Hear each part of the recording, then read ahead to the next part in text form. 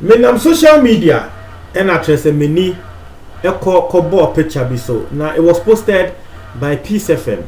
Now no more bisa ensem woman so access bibi koso between Ghanaian youth intino na woman so a bisa ensem. Now it's here for emse mo who picture no say edamu screen so. Na say asa ensan say China for ensan say den you na wo hwe we na yesi eyewowo ene scorpion ena say other reptiles ena say wo mo hye bottle ni mu a ye hwe akpeteshi egu wo mo so etiefo na wo hwe de Peace FM for etro na de wo mo kan ene say some youth now take in alcohol soaked with snake in order for them to feel hyper.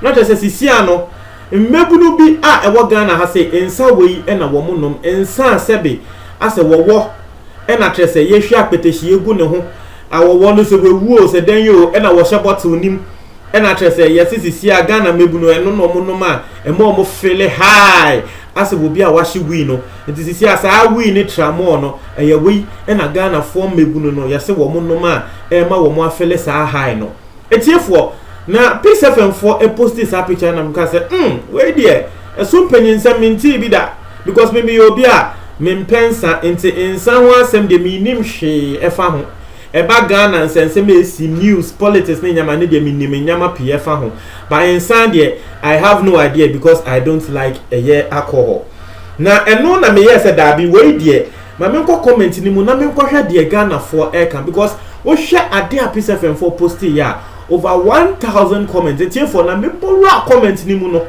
E ho na be hu say yes. Hey Ghana for yeah hu bi. De enkrofo kan omo say na Peace FM for de mo ye titile o. Afiansa mo post ade we ye ba ye dada ye sha sese ye nom na nya nda me say hey.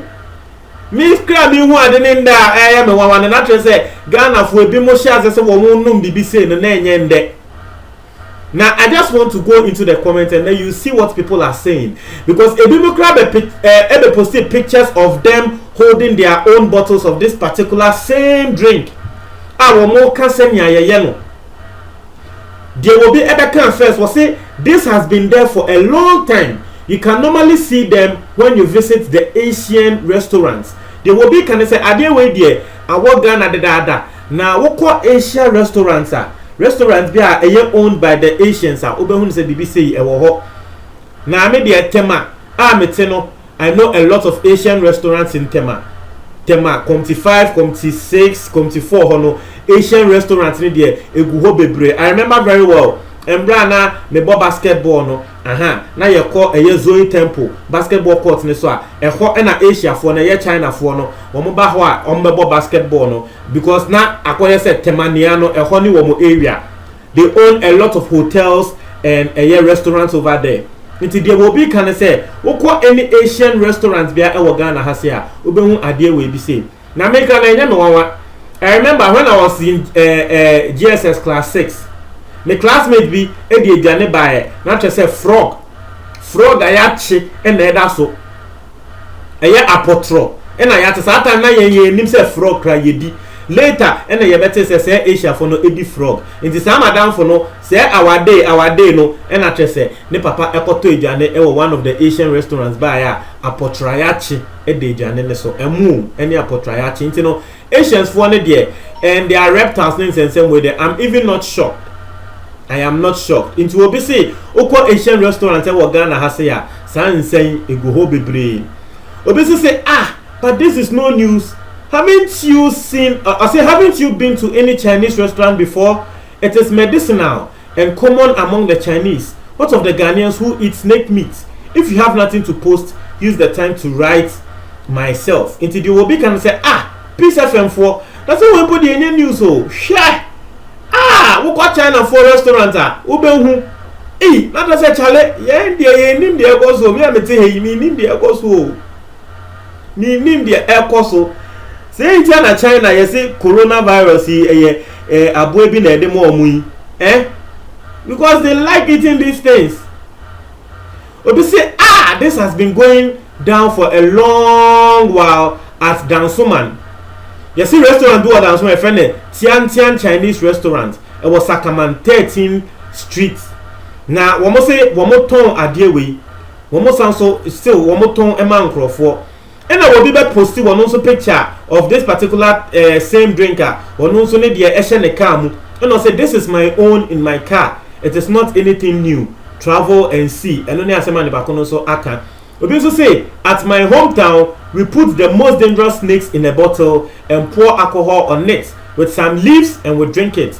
I mean alive snakes. Not just say obi nso cancer ni krom na ya de a womo ye womo che wo wa womo nkuno womo de wo no be shep bottle mu womo ya ma wo no akwa ko bottle mu womo nkuno na womo de akpetation egu wo ne so na mo hu sanso de enwura bi egu so na ya de a eboa womo pa obi nso so by our say this is common.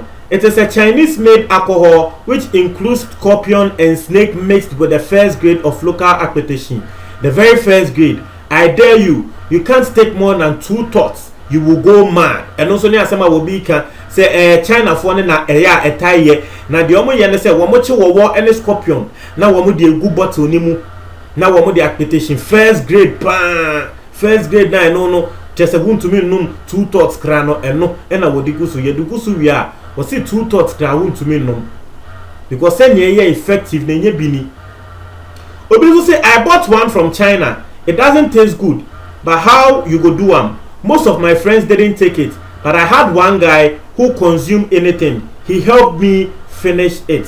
Wo bi ase wo free China eba Ghana no wotobi na wodo be du fie wo Ghana ezanse Ghana fo sro ni nti wo ma nom but no wadan fo ba ko bi wono de won chin bibia won pu bibia wo de mana wo bedi ana obenom nti won na danfo no enennom ya but na enye de obi so say the reason I say then you can get some at Kingsby Chinese restaurant opposite J-Link, but for your health abstain. Also they have frog one which is good for waist pains and lizard too, but I don't know the health benefits. We say omo ba ko bi kra wo ho apotro ene nke trenia asemo oh David obi say but this is very common in Chinese restaurants and hotels.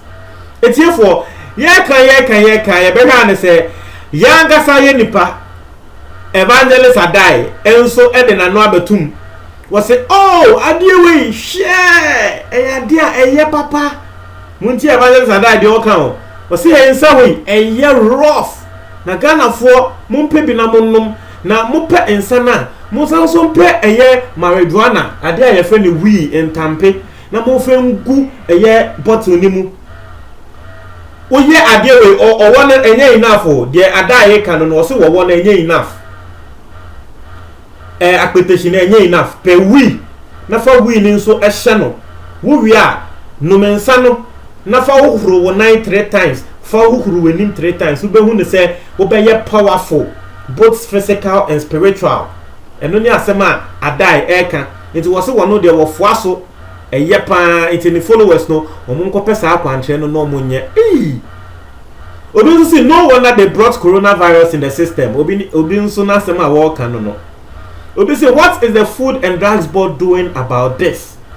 Because it is very true whether this is legal in Ghana or not. I wouldn't say Ghana for this our warnings how we know I don't know what the Food and Drugs Board can actually do about this particular thing, but the way people are commenting, I say me I am not in the know, but it's something that is very common on the streets. It is something that is very very common on the streets. Well, I watch a commenter about the one say Nkrofo numpa. Obi say Peace FM pan. This has been happening for years in China and some countries, but you couldn't see to say it. And also na asema will be eka. Obi say why should our leaders allow those things into the country? It seems our welfare doesn't matter. Hey Ghana there, bibia leaders. In the say will be akope wowo edi egu bottle mu ehwi akpetehie egu wowo ne so no eno nso Akufo-Addo mbeka bibi mfa ho ana Akufo-Addo emeka se saa wowo we no aden na Ghana bibia ne ye leaders din a we nso se wo bi nim enom ne akpetehie nso ubo leader din se leader no wonye den etiefo we dem montre mo adwen e wo eye comment box ni mu emaye ye da ase